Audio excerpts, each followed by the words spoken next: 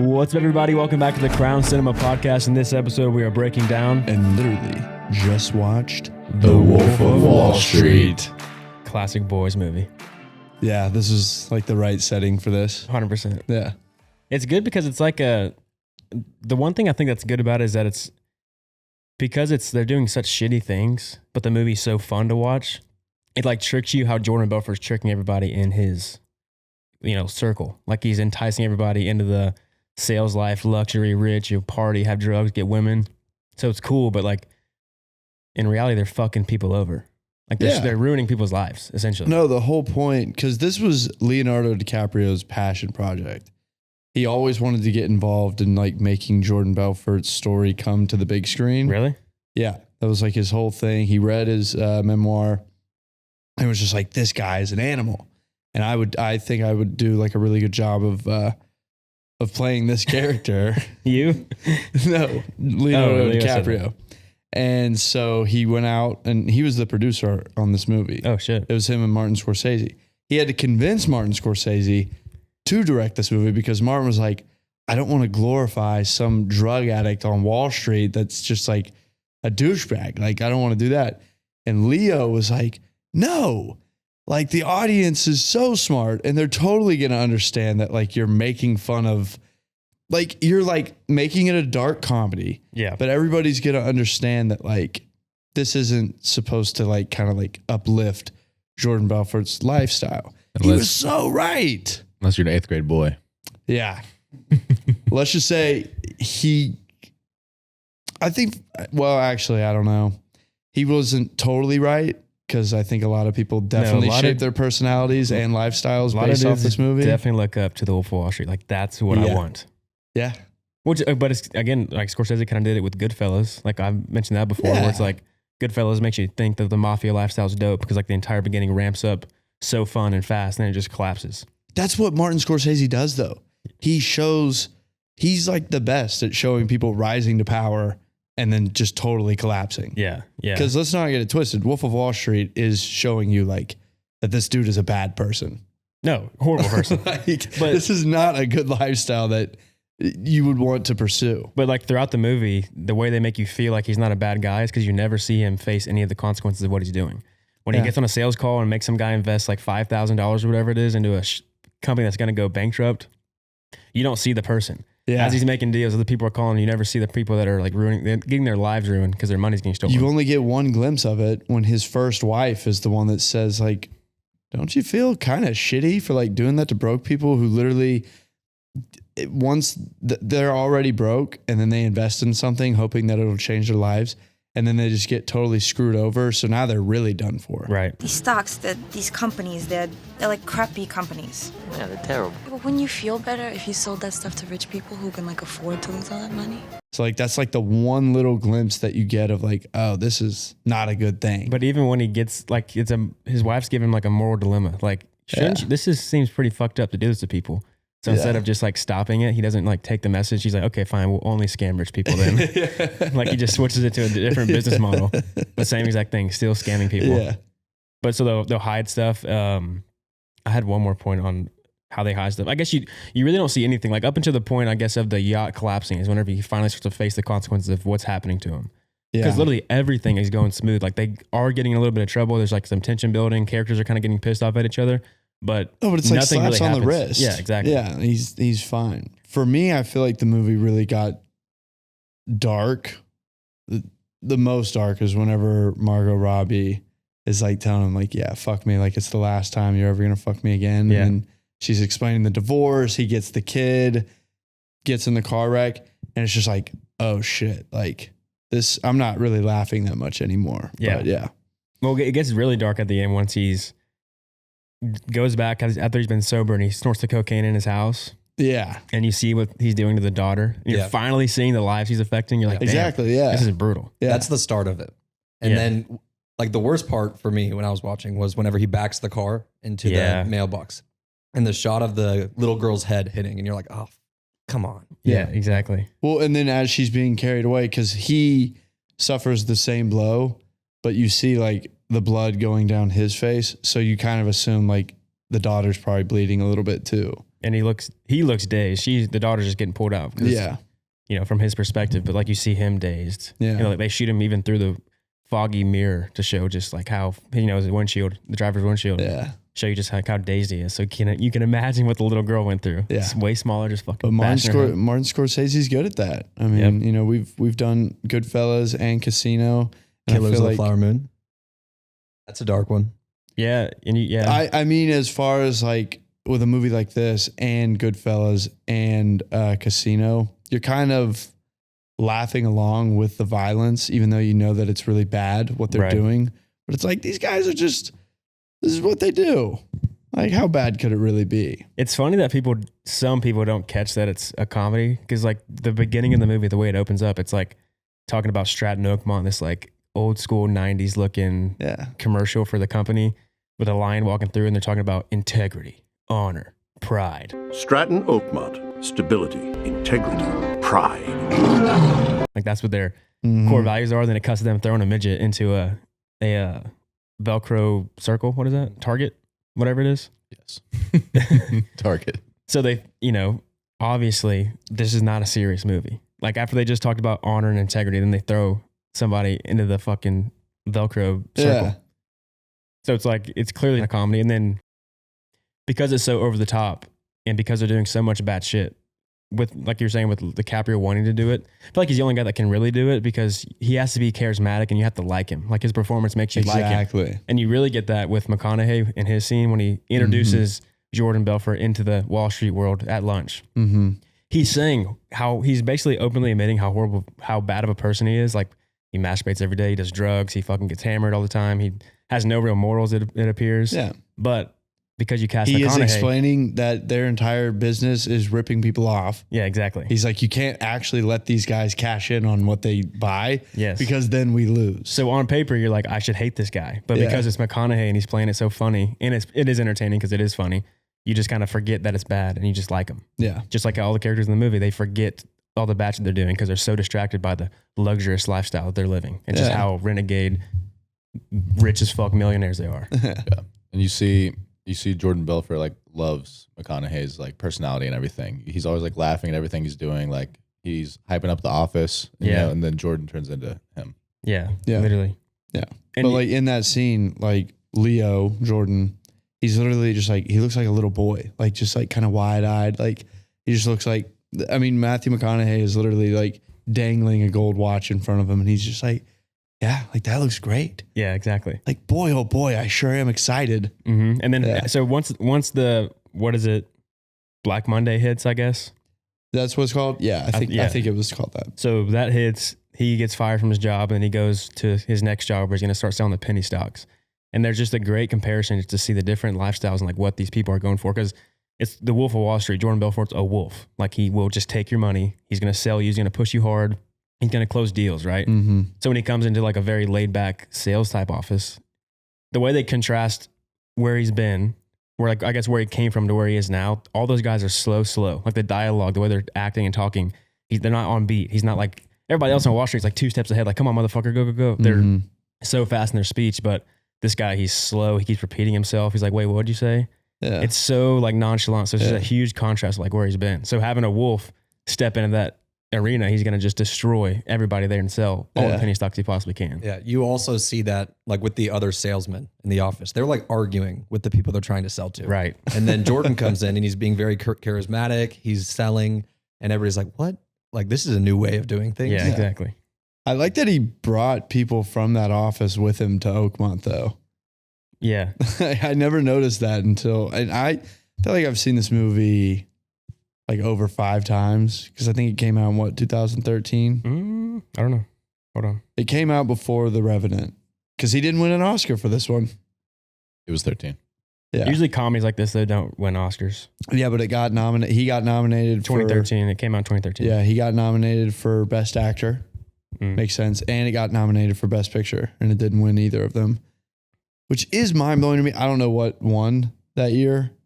If you want to look that up. We'll see. We always have trouble finding the winner that year. Like this, I remember this movie was such a staple. Like everybody was talking about this movie. Like people were putting lines of dialogue and music There was literally a song called like Jordan Belfort. Like that was huge. Yeah. It's just, like this is a really good movie. This is the year that Argo won Best Picture whenever Django Unchained was also up in this year. And I don't know. The Wolf Watcher came out in 2013, so it might have been the 2014 Oscars, right? Yeah, maybe. I don't know. See, I don't really know. We always fucking get these wrong. I know when Quentin lost Best Director for Django, he was like so surprised. And I forget who won it, but... Okay, 2014. Ben Affleck won it for Argo. That's right. All right, 2014 was whenever it was in the running for the Oscars, and 12 Years a Slave won. They weren't going to give it to One's a little more important. Come on, kid. Come on. American Hustle was also up there too, and Dallas Buyers Club. Okay. Nice. I thought Dallas Buyers Club won. It just won actor. Matthew. Yeah, Matthew won Best Actor. Gotcha. Gotcha. But yeah, all the team as he recruits into Stratton Oakmont, whenever he does kind of start to build his team, as they show all like the backgrounds of each character, how they're all kind of fucked up, they're all drug dealers. It shows John Berthon's character, who's just this like wild drug dealer, testosterone raised guy. So you realize that Jordan Belfort will kind of hire anybody he wants.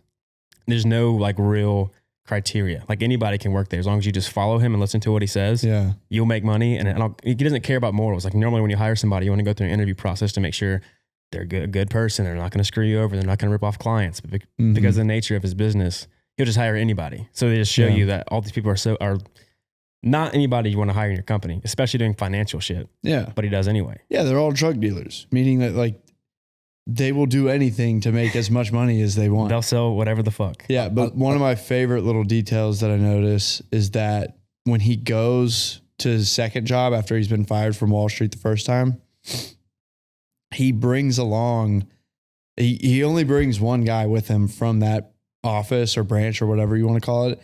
And it's the dude, like after Jordan makes the phone call and makes the $5,000 sale or whatever it was. Yeah. He brings along the guy that says, how the fuck did you do that? Yeah. Because that guy, he's like, all right, like I want to do that. So he brings him along with him to Oakmont. And you just see him like throughout the movie, like partying, raging, like he's just with the group. In the scene you're talking about when he is on the phone call and the guy's like, how the fuck did you do that? Jordan Belfort says a line where he's like, something like, don't judge me. I ask people, don't judge me by my wins. Judge me by my losses because I have such few of them. Yeah. I never ask my clients to judge me on my winners. I ask them to judge me on my losers because I have so few. And that's kind of the strategy that Scorsese has in the movie. He doesn't show you the consequences of what's happening. He only shows you the wins. So you can't judge him off of his losses, which is again why you like him the whole movie and why it's an odd movie to watch because you kind of are like hoping the villain wins because he's not a good guy. You know, he's not like he's a protagonist, but he's not a hero of the story. He's screwing people over and then rats on his friends at the end. You know, it's a pretty sad story all in all, but you know, him hiding all of his consequences just makes it to where it's more fun to watch. Yeah. I don't know if I'd say I'm ever rooting for him though, because like once you actually like stop thinking surface level, like, oh, this guy's funny, he's a clown. When you actually once Matthew McConaughey explains how Wall Street works, it's like, yeah, I mean, like obviously like, fuck this guy. No, they're very in your face of how bad they are, but you don't have a chance to really think about what they're doing. Like, especially like whenever he gets divorced, that's a pretty big moment in his life where he lost his first wife and that just brushes over. And then the next scene. Well, and he literally explains it how you're saying it. He was like, I was devastated about the divorce. 3 days later, I had an apartment and Naomi moved in with me. It moves so fast. And it's funny because again, I keep talking about the distractions they give you in the movie. So a big negative happens, a consequence. It's a loss in his life, but it brushes over real quick and you get distracted by like the gay orgy in his apartment. So now your mind's off of the divorce and you're like, whoa, that was crazy. Yeah. Then you're back in the story where they're talking about somebody stole money. They're trying to figure out, I forget what the plot line is, but you get distracted immediately. Now you're just back in the story going 100 miles an hour through it. So they're just distracting you from all the bad shit that's happening. Yeah. That just reminded me that the guy he takes from Investa Center, like the one guy that comes with him that you're talking about. Yeah. He's one of the guys that hangs the butler over the edge. Was he one of them? You're right. Yeah. He's just like, bro, he's a ride or die for Jordan Belfort. Yeah. Dude changed his life. But I love that, like, I guess really what it comes down to is I do agree that like it really is all distraction because you think about like that gay butler scene, like it's a whole orgy thrown in your face. And like Martin Scorsese does a really good job of like showing and not just telling in this film. Like he shows like, okay, so there's the gay orgy, and like they could have just said like there was a gay orgy happening. Right. But Margot Robbie walks in and there's a whole like, there's like 30 plus 20, naked 30 naked dudes on the big screen. Right. Then it turns into a whole thing of like, did you steal my money? If you didn't, who did? And then the gay butler like turns it around and just starts accusing Donnie of like being gay, essentially, and like hanging out at gay strip clubs. Got a couple red flags. Yeah, so now the audience is like, wait, what is going on? There's like 3 different things that just got presented to me. Right. And now, and then it becomes like they're hanging him off a building, and then the cops start beating him up because they bribe cops. Yeah, exactly. So it's just so many, like it's like 1,000 things happen. But kind of with Donnie's character, this is kind of going what I was saying with the team, like revealing who the team are and kind of revealing who the characters are based on them. Whenever he's talking to Donnie, recruiting him earlier in the movie, Donnie mentions that he's married to his cousin. But he gives you this like explanation, like, but it's not like that. He like has this whole like loophole and like he like runs circles around to explain it. He says, somebody else wanted to fuck my cousin.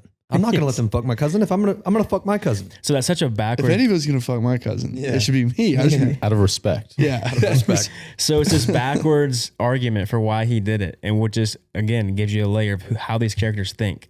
They're screwing people over, but in their mind, just from that one scene of how he's able to justify marrying his cousin and it's making it seem normal. He probably does the same thing with his work of how he's screwing people over, but makes it seem normal. It's like, we're making money. They might make some money. We don't know. Yeah. So just his thought process just on his wife gets you some insight to probably how he thinks about his work, screwing people over. Well, and here's the other thing with that scene, because I feel like the way it's presented is like he's getting to know Donnie. Like this is him like asking him like pretty much like a first like personal question. He was like, did you marry your cousin? Donnie gives him the whole explanation. Then Jordan asks him, like, you weren't worried about like the kid? Like, like you got 2 of them. And he was like, yeah, they're healthy. He was like, yeah, but like if you have sex with a first cousin and you get her pregnant, there's a decent chance that like the child is special needs, And then Donnie gives him this answer of like, what would you do if that had happened? And he tells him like, yeah, we would have like taken him to a field and like we would have dropped him off. I would have let him be free.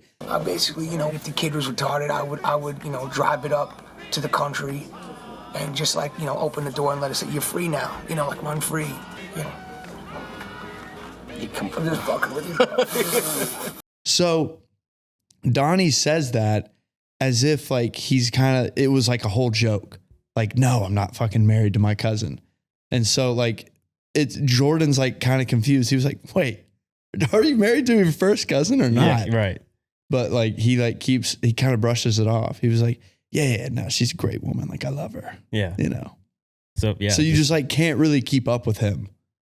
He's just slimy. Like you don't know if you never know when he's telling the truth. Yeah. They're all so slimy. Yeah.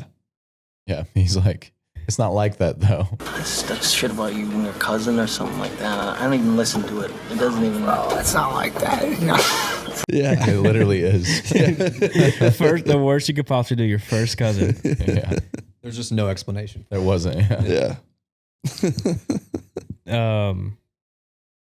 And then like more on just kind of not the distraction, but more of just showing. Scorsese's always showing DiCaprio in like the most flashy light, and kind of when you're kind of starting to think about the consequences is whenever he's with Naomi, he's with Margot Robbie now, and he's talking to his dad in the office, and he's talking about the women. He's like, how's your wife at home? He's like, oh, he's talking about the women he's got around. Yeah. I think he's actually married to his first wife still. Did he? Yeah. Yeah. He hasn't. Yeah, he likes is. her. Yeah. He hasn't yet divorced his wife. Yeah. Or she hasn't left him or whatever. And so he's talking to his dad about what he's doing. And again, he's admitting that he's a bad person. But the way that they shoot it, kind of the colors in the scene suggest that his life Belfort's life is a lot better because his camera's always more colorful. He's wearing a nice blue suit. Mm-hmm. There's like a blue background, or he has like the luxurious like wooden thing. But when it shows his dad across the table, he just has like the blown out windows. He's wearing like a tan kind of color, so he's like more dull. Yeah. So like the life of him, the father figure trying to tell him like, hey man, calm down, this shit's crazy. He's like, no, this is what we're doing. Yeah. You know, so in Jordan's mind, that contrast of just like showing the color of how bright Jordan is in that scene, and then showing his dad being more bland and dull in color. Yeah. Because that's just, Jordan doesn't see that as like a good thing. He just wants more and more and more. Yeah. You're looking at me like I'm crazy. Crazy. This is obscene. One of the great scenes is when he gives that speech in the, what does he say? It's the first speech he ever gives to the team when he's like fucking going crazy. He does like the gorilla face. Is that when he's he picking up says, the phone and dial? No, he says, my killers. Yes. Yeah. When he's hyping up the entire crowd. Yeah. Until Again. the client either buys or fucking dies. Yes. Again, because it's DiCaprio, he can just sell you. And like it's a bad speech. He's literally saying like, let's screw this company. Let's make all the money we can. Just make them fucking buy 100,000 shares of this company.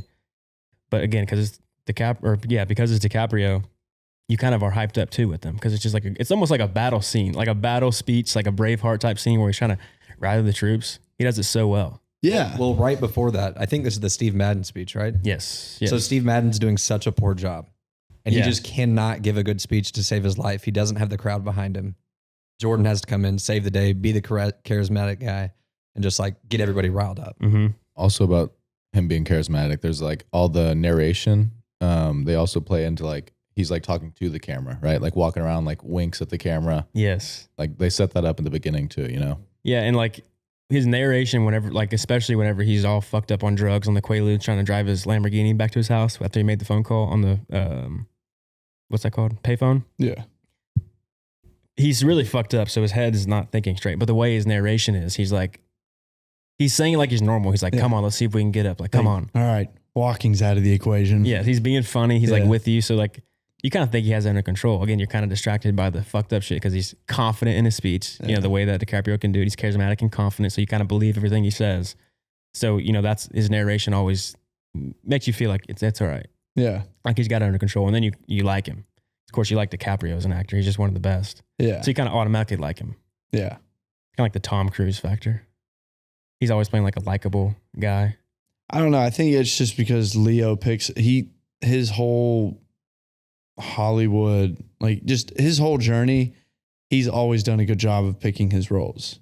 Or like, and he obviously is like one of the best actors ever. Mm-hmm. And so you just know that he's going to bring it with everything. I think there's like a behind the scenes clip that I've seen before where it was like Leo, I think he was about to give a speech or he was doing something in the Oakmont office, and it shows him as the camera's like getting everything ready, and as he's like totally like just like locked in, and then as soon as the camera starts rolling, like he's like happy. I've seen that and scene, go look yeah. at yeah. He's locked in right beforehand. Yeah, this guy's an animal, which is kind of crazy to think about, like for a dark comedy, like an actor being that serious. Or I think like when he's all the drug / sex scenes, like that are very entertaining for us. Like you think about the one where he's like got the prostitute dripping candle wax on him. yeah. Think about like how BDSM serious. Yeah, thing. think about how serious Leo was like before the camera started rolling. Oh yeah. He was like, "Do it. We're good. I need it." Yeah. You know, I noticed that like when he's on drugs or like we were saying having sex, like he's so believable in the role. Like he's literally just being so vulnerable and just like letting himself look however he wants. Like as if he were actually in the scene. Yeah. It's hilarious. Well, apparently, also I did see that with the candle wax scene. He like pretty much passed out. Like that was real. I guess he was really getting candle wax on his back. No, what he was doing though was that like to make it seem more believable, he would hold his breath before each take to make his like head red or something. Yeah, something like that. Yeah, pretty much. And so like he like pretty much passed out like while shooting that. Damn. Because then like you go from holding your breath to like just screaming in pain. And making it very believable as Leo does. Like, yeah, that's literally left it all out there. I mean, he literally got BDSM'd on set, basically. Tied up, passed out, woman on top of him.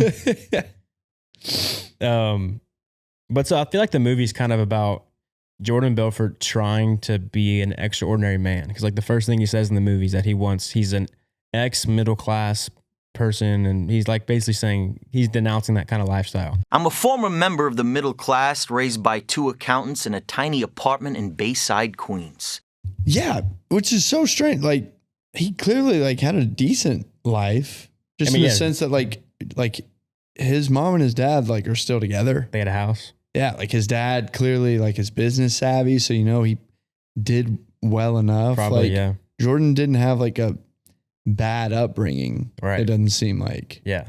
But so he doesn't want to go in that lifestyle because, again, kind of what I was saying about that scene when he's talking to his dad's dull. He doesn't want that lifestyle. And so when he gives the speech when he's like going to quit finally on stage, because the movie's about him trying to become an extraordinary man, in that moment he's about to step back down to become a ordinary man because he's just going to be no longer running Stratton Oakmont. He's not making all this money. He's not selling anymore. Again, he said that the FBI is now selling him. He's like, I'm being a hypocrite is what I am. It's me taking no for an answer, you know?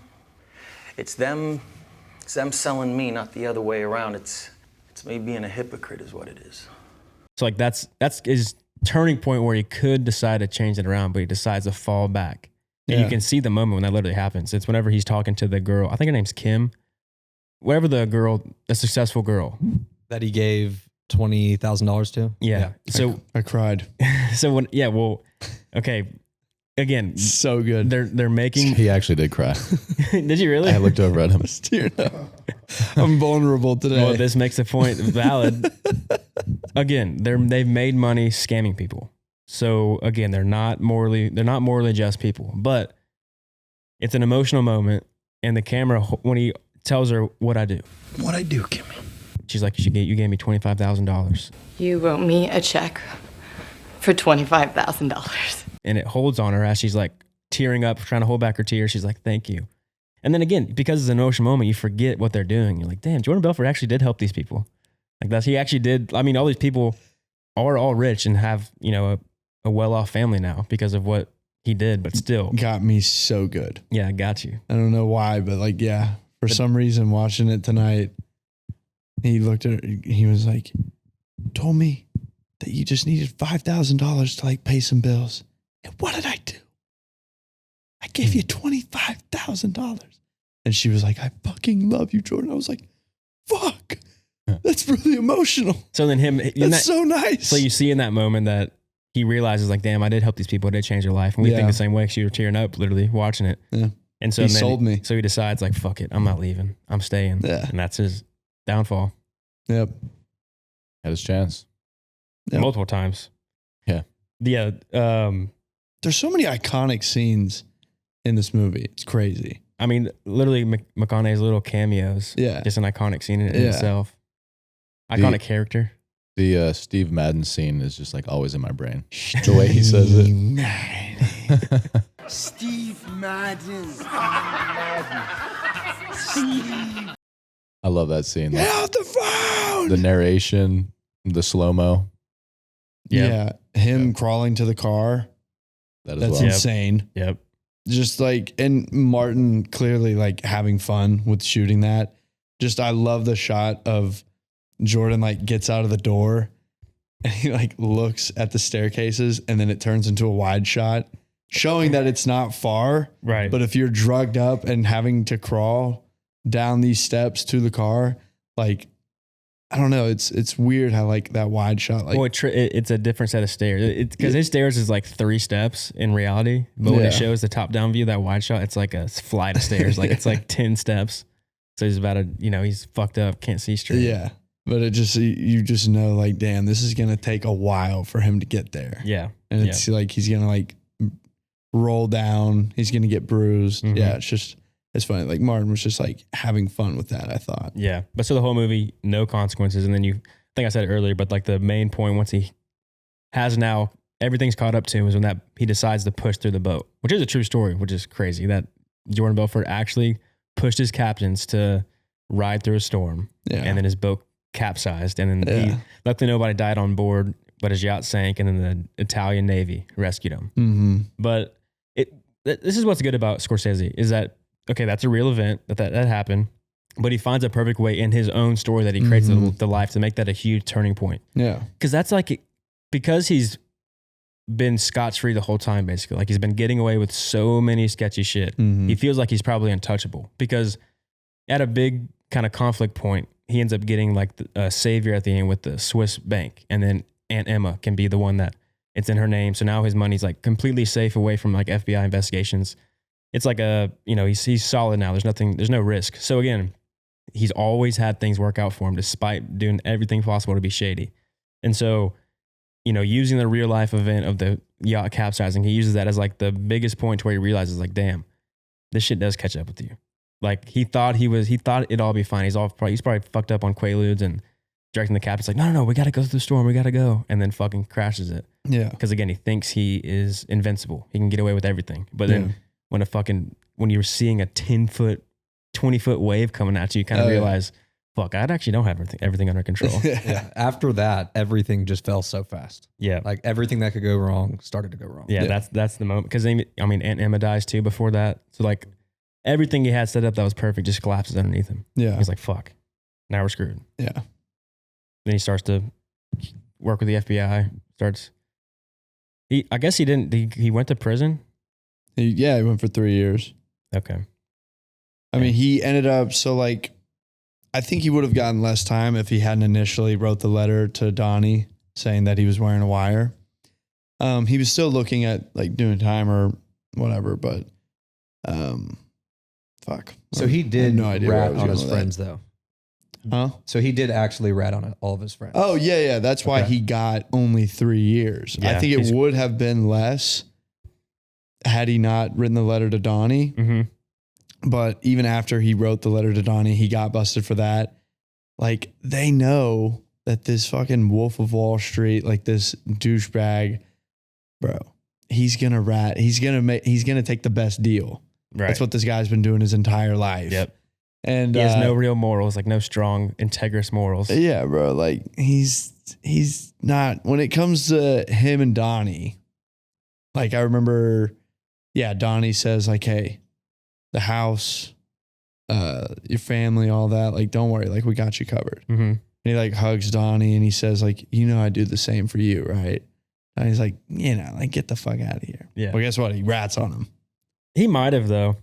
I don't know, because he does try to save Donnie at his last moment to try to save Donnie. I think he cares, but at the same time, like when push comes to shove, like if the FBI says, all right, if you don't tell us anything about Donnie, we don't even care about the rest of the people that you tell us. And so it's like, oh, well, okay, Donnie like did this. But I'm saying he would probably pay for Donnie's legal fees maybe if he was broke or something. Yes. He actually might. Because he's still loyal to the people. Yeah, well, I mean, you'd want to take care of somebody that probably like has some dirt on you. Like for Donnie to like do that, like of course you would want to do that. Mm-hmm. This guy's in the FBI and you absolutely know everything why the FBI is getting involved in his life, which means they're going to come for you next. Right. So like, why not like just try and take care of him and like, dude, like we're friends. Don't tell on me. Yeah. Right. Yeah.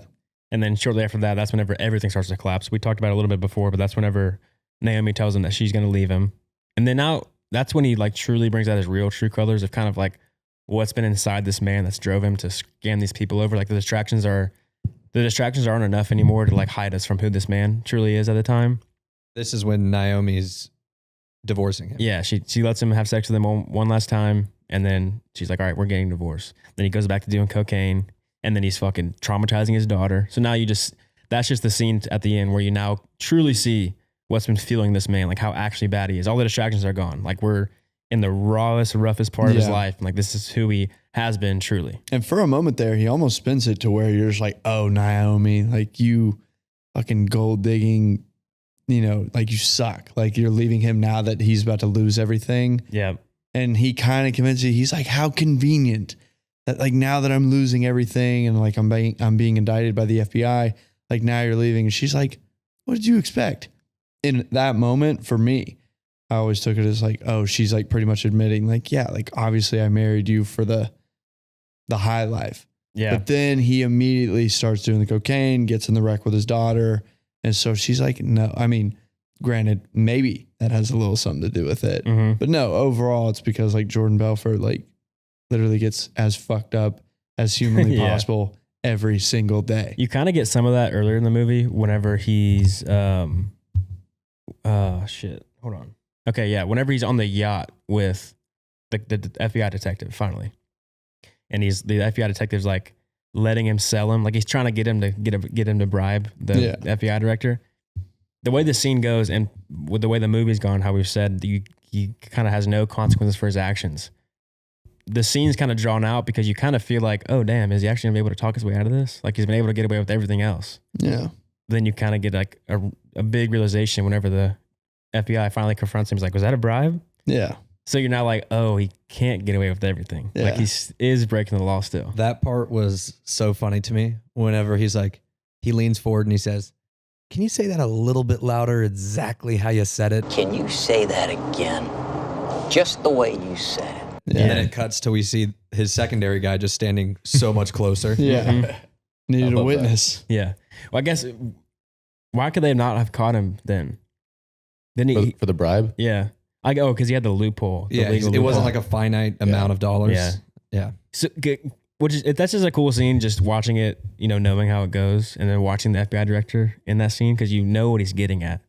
So you see him playing it so cool, like he's like believing what Jordan's saying and like letting him know, like, I'd like to have some money too, man. Like that's nice. He's also like saying things pretty short, so he's just letting Jordan talk more and more, Right. And he's kind of even a smart ass, Yeah. It's kind of cool. Yeah. Well, and right before that scene starts, like it is laid out very clearly for you by his uncle, who's a private investigator. He tells him, he was like, "You don't talk to this guy." And Jordan's like, "Why not?" He was like, "Because you're dumb and he's smart." Like just in this realm. Yeah. Like obviously this guy who's running an investigation on you, if he gets on your boat, he's going to know every single thing about you. And Jordan Belfort's a salesman, so any little edge he has to maybe sell somebody, there's like a little bit of interest. He's gonna go for it. He can't help himself. Can't help himself. And so if he would have just shut up, he would have been probably fine. But he reveals himself as being a shady businessman who's willing to make some deals under the table. Yeah. Because he kind of, does bribe him. Yeah. He does the legal necessary worded like verbiage to avoid getting, what's it called? Convicted for it, like getting caught for it. But, he's a salesman. So like he literally cannot help himself, but like trying a little bit, What do y'all think about the shot of him on the subway at the end? 'Cause you know how he like references that, and then you show him like sitting there just looking around at, he's like, looking at these people. I don't really think Look at all he these has slugs. yeah, look at these fucking slugs. I'm so fucking smart. I don't think he has regrets. I think he's probably just a content dude. He chose not to become a stockbroker. So like there's just kind of the level of like, sure, you can live that lavish of a lifestyle, but he watched Jordan Belfort ruin 2 marriages. He's never going to see his kids again, probably. Like he's a drug addict. He has no real friends. Right. Like it's lonely at the top. Whereas like this guy like makes a comfortable living. He lives like everyday life, but he's also like making sure the bad people don't get away with doing bad things. Yeah. I think it's kind of like maybe the first moment that he realizes like why Jordan did it.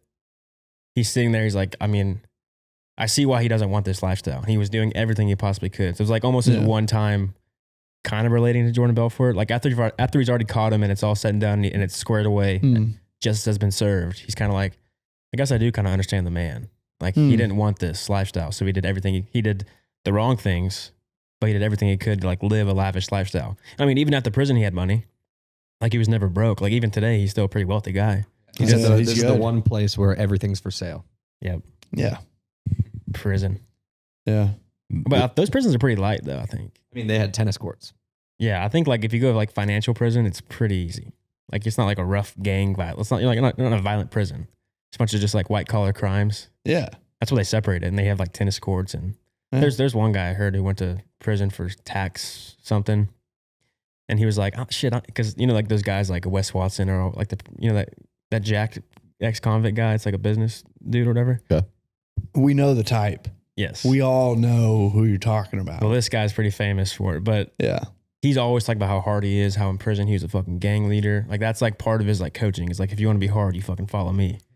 And Is this the guy that tells people to take off their shirts? Yeah, that's Andy Elliott. Okay. That's a car salesman guy.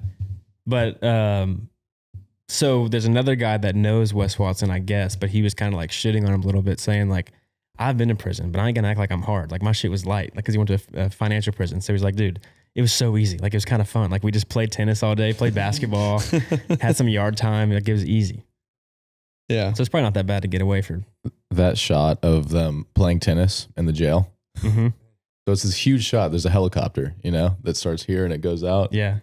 They're hitting the net every single time. Yes. I saw that. But they like don't want to redo it. That's them actually trying to play tennis. That just made me laugh. Yeah, because really like they don't give a fuck about like the tennis match. They're probably just like talking about the shady business deals that they're going to do whenever they get out of prison, which like kind of shows like, I do like that though. Like they're not used to putting in like any real work to do anything. So they're not going to like go pick up the tennis ball to reserve it. That's funny. Yeah, that's awesome. There's one more point I had on him blocking out and distracting you from like his consequences. And it's at the end of the movie when he has been caught and he does decide he's going to give the names and he's going to cooperate with the FBI. He gets the papers to sign. It's after he just crashed the car with his daughter. He's like, fuck it, I'll sign the papers. He's like, they're reading it off to him. He's like, fuck it, just give it to me. And like, you don't actually see him ever sign it. So I feel like that's again, trying to block out the consequences. Cause like signing it, cinematically, that should be like a moment where like he's signing away and he's finally admitting defeat. But in the edit, they hide the defeat. I noticed that whenever he said, just sign here, well, that should be good. And then it just cuts to him handing him the paper. Yeah. So like the edit, cause it is kind of from Jordan's point of view. It's like, we're going to block out all our losses. Cause I want you to judge me by my losses because there's so few of them. And he's trying to hide all of his losses because everybody he sells to, he says that, but everybody he sells to is getting fucking screwed over. Yeah. So he's probably having to hide all of his losses. So he's like, that's just kind of his mindset of how he's going to be successful and sell these shitty stocks to people. Yeah. But great movie. And then the ending, I feel like there's like a little bit of meaning you can take from Jordan Belfort actually being like the real Jordan Belfort. He's the one that announces DiCaprio when he walks out at the very end during the sales seminar. Like I was saying, how the movie is Jordan Belfort trying to become an extraordinary man and live this like super high luxury lifestyle and not be an average dude. And so having Jordan Belfort be the one that introduces him as just an extra in the movie. Even though it is a nod to the actor, so you want to do a nod to the real man. It's, putting him in the movie is cool. But he's now just an extra. He's not the star of the movie anymore. He's not an extraordinary man. He's just like a normal guy doing these sales trainings, helping salesmen. He's not, Wall Street, Wolf of Wall Street guy anymore. This like iconic Wolf of Wall Street character, he's no longer that guy anymore. And so just putting him in the movie, just introducing the guy that's playing him, it's like you're kind of average now. Like you're no longer this big guy. You have to actually introduce the guy now. I know. And dude,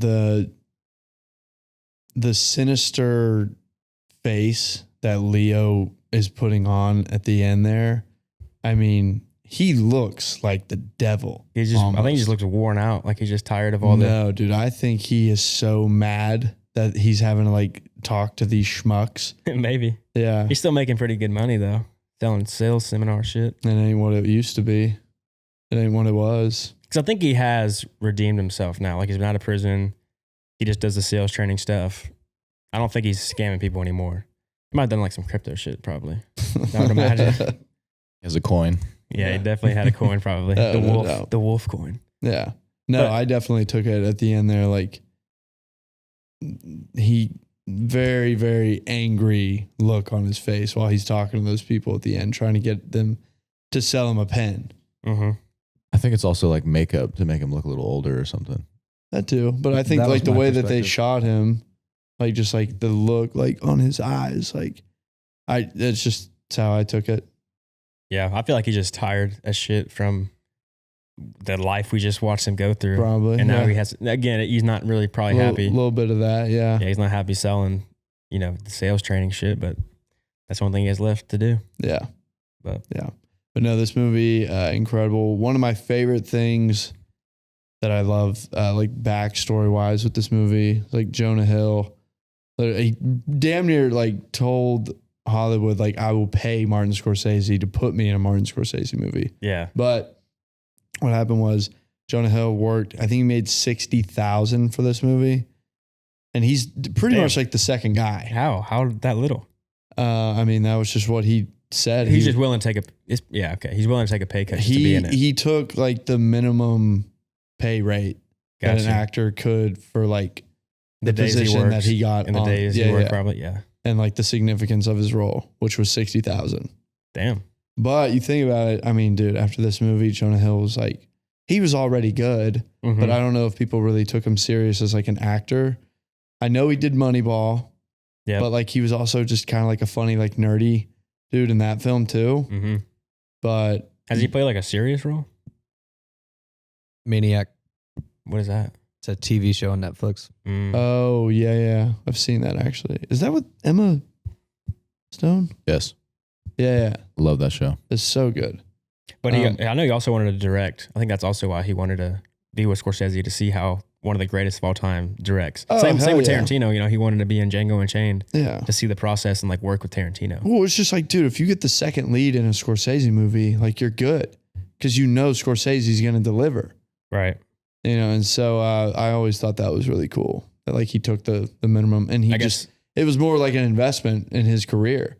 He was like, yeah, like I'll take this like shitty payday for a Scorsese role that's just going to open up unlimited doors at this point. I guess War Dogs is like he was the lead in that one, basically. Yeah. That's more of like the same line as Wolf of Wall Street. It's not serious, but it's... No, but like definitely the same type of, I mean, that's a dark comedy. Yeah. I would consider War Dogs, But Moneyball came out before Wolf of Wall Street. Was 2011. Yep. Yeah. All right. Should we rate this bad boy? Yeah, damn, I feel weird not having my board, whiteboard. I know. We got the phones. All right. Do I need to go get my phone? Yes.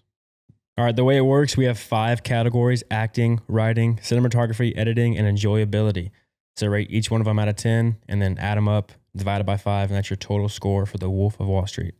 If you are listening, follow along with us. I want to see your rating for The Wolf of Wall Street. You said acting, writing, cinematography, editing, and enjoyability. Got it. So acting is like, obviously, how well was the acting? Writing, how was the story told? You know, just like the themes, the symbolism in it.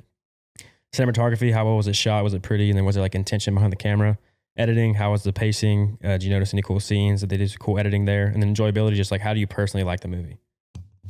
So like a 5 is mid, a 7 means it's solid, and a 10 means it's like the greatest thing you've ever seen. So keep a 10 kind of rare unless you think it's a 10. I'm ready. All right, Gray, what do you got? Okay, so my overall score for The Wolf of Wall Street is a 9.8. All right. Yeah, Martin Scorsese and Leonardo DiCaprio, I mean, they came together and just unleashed a monster in theaters. Agree. I love this movie. But starting from acting to 10, dude. Leo, obviously, he's a killer on the screen. We all know this. He's arguably the GOAT. Yep. But I also think that like Jonah Hill, obviously I'm a big fan of how he got into this movie, but the fact that he also delivered, I mean, you think about the guy from Superbad and then he takes on a role like this. I mean, almost unrecognizable in a way. Killed it. Margot Robbie, I think this was her kind of coming out film as well. Oh, really? Yeah, pretty much. And then finding out that the nude scene was like improv. Like, wait, for real? Yeah, she didn't like. I've seen that. I'd like to confirm that, but I've seen that a few times that like she kind of improv that. And when she auditioned for this role, she like slapped Leo and didn't tell anybody that she was going to do it. Did you tell him? Do you know that? If she didn't tell Leo. Like wow. Nobody knew that was coming. But anyway, and obviously Margot Robbie has proven that like she's a great actress and she killed it in this film. Writing, it's a 10, dude. And Scorsese, like the way that this whole thing is told, I mean, it's perfect. Editing is also a 10. Scorsese's going to get the pacing right. Just the way that like I said earlier, like Scorsese could have brushed off some things. I don't think he needed to show the Ferrari like being wrecked. Like when Leo walks out and sees that he did in fact destroy his car. Like I'm happy that Martin like went back and like showed like his driving exactly ability. How those scratches and bruises came. And then cinematography 9, and then enjoyability 10. I mean, bro, this movie's so funny. It's so much fun to watch. Truly. So yeah, 9.8 for me. Scott? I got a 9.6. Nice. Cinematography is a 10. Boom. You know, it was absolutely perfect. From lighting to camera work to everything. Acting is a 10. Nice. There was no bad actors in it except for the Steve Madden character. I think he's a bad actor. Really? Why? He's very smiley. But he's also, I don't know though, because he's nervous.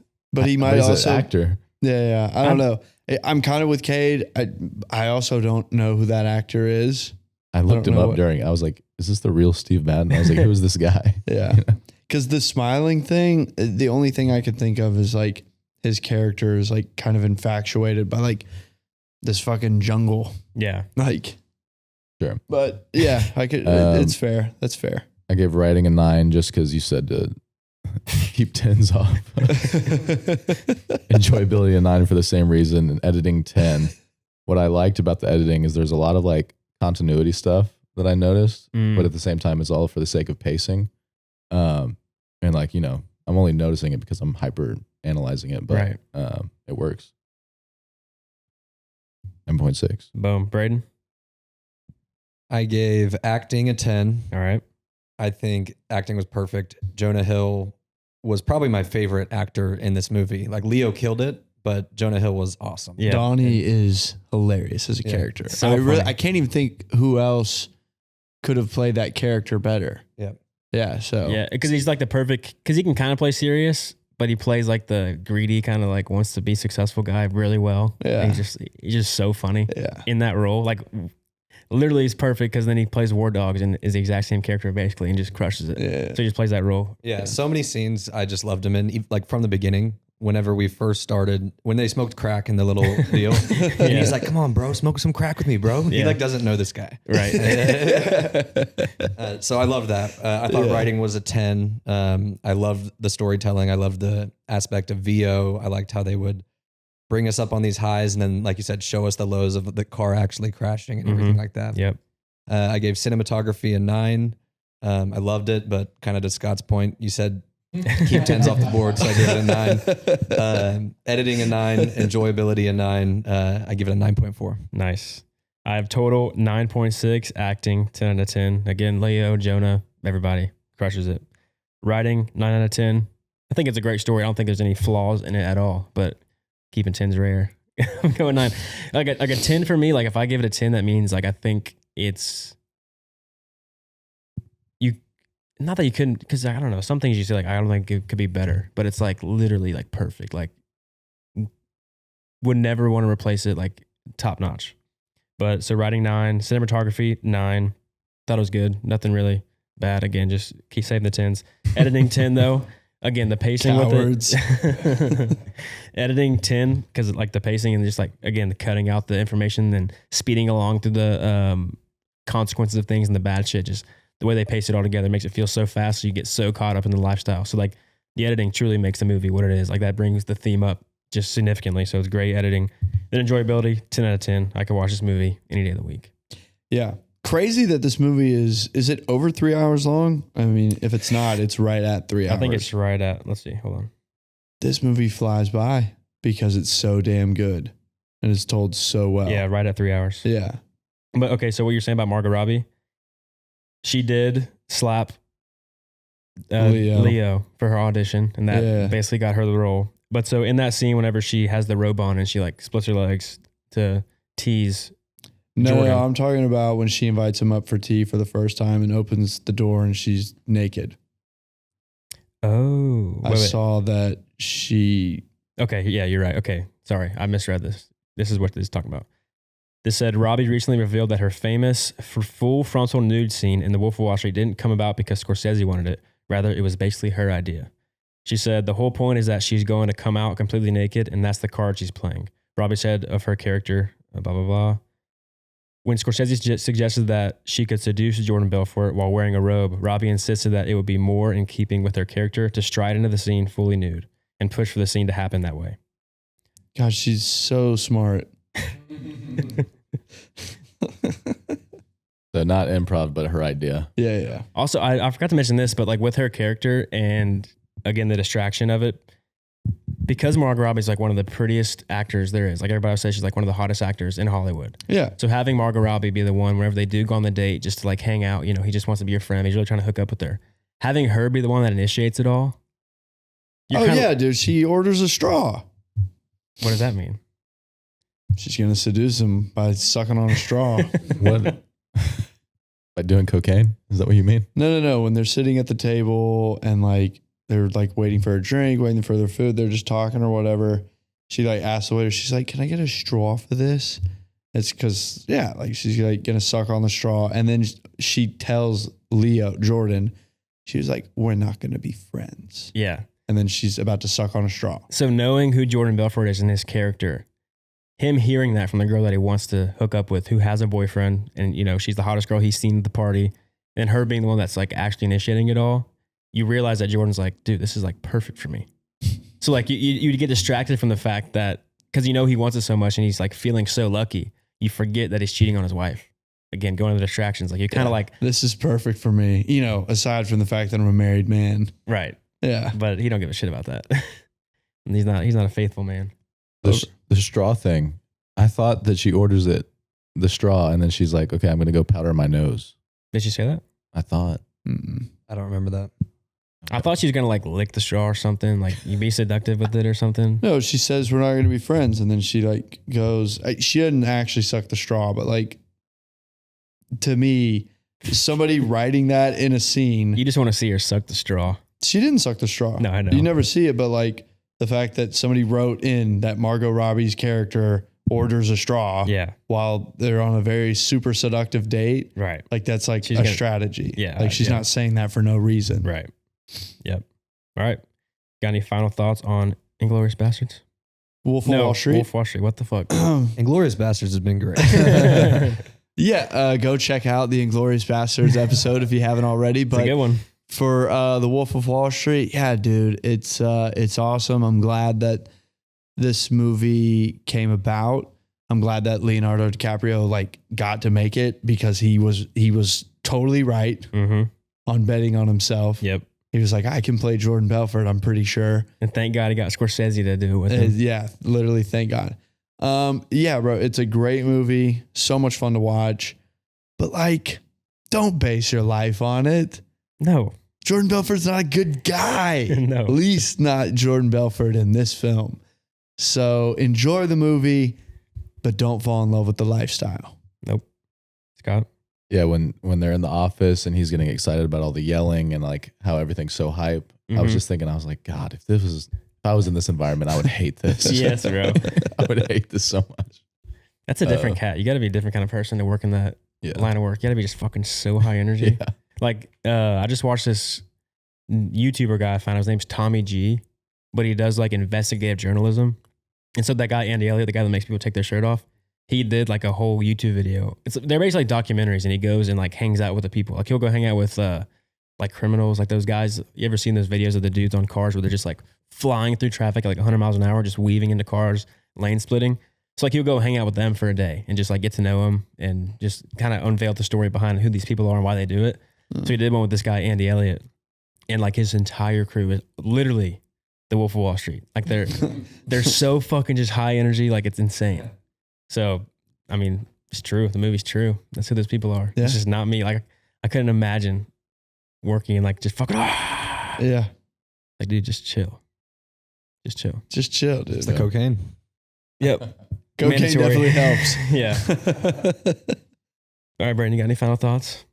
Amazing movie. Absolutely love it. I think every time I watch it, I find something new that I like about it. Mhm. Like I've seen this movie a couple times, but this time I never realized the whole Benihana thing. and that just cracks me up. Yeah. He's like, I'm never eating at Benihana again. I don't care whose birthday it is. So every time I watch it, there's just something new that I love about it. And it's great. I feel like it's funnier as you watch it too. Cause like one like little detail I noticed that made me kind of laugh is whenever he's about to quit and he's telling him like, you know what? I'm not fucking leaving. But he's kind of low energy and his staff's kind of like confused at what he's saying, and he's like, "I ain't fucking leaving," and they all fucking erupt because they only know him as like a high energy guy. So when he's high energy, you know he's being serious. Like that's how he leads his crew. So like that's when he's finally telling the truth, when he's like, "I'm not fucking leaving." Yeah. There's like giant outbursts. Is the only way they believe him, that he's like, "Okay, nope, Jordan's gonna stay. He's still with us." But no, great movie. 9.6 out of 10. Could say it's 10 out of 10. I don't really know what you can improve on it, but yeah, you're the one that set that standard, though. You can't be giving out. We've given out too many 10s in the early stages of our new rating system. I just don't think too many people would disagree that The Wolf of Wall Street like has any issues with it. Yeah, it was just a very perfect, damn near perfectly executed movie. Truly. I guess I can't say perfectly because I don't want you to shoot me. But all right, y'all, thank you for listening. Comment below your thoughts on The Wolf of Wall Street. Don't forget to submit your rating. Leave us a review on Spotify, Apple Podcasts if you're listening there. If you enjoy the episode, like and subscribe. We'll catch y'all next week. We're out.